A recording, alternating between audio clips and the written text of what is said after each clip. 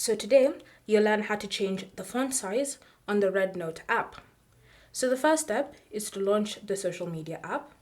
And then from here, you want to navigate to your settings menu. To do that, start by tapping on Me in the bottom right corner of your screen. And then you want to tap on this settings icon right here.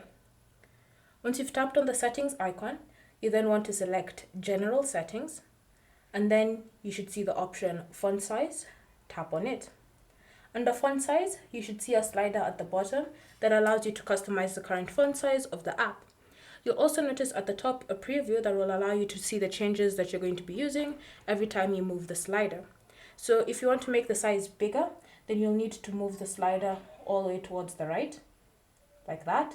And then you can see the change in the preview, and if you like it, you can tap on Apply at the top right corner. If not, then you can just go back and continue adjusting it until you get to your preferred size. And you'll notice that you only have 3 options to choose from.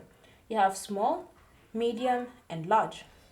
Once you've made your choice, tap on Save, and then the changes will be applied to the REDnote app. So you can see even some of the posts have already increased in size if there's text underneath. Thank you for watching. If you have any questions or comments, leave them down below and we'll get back to you.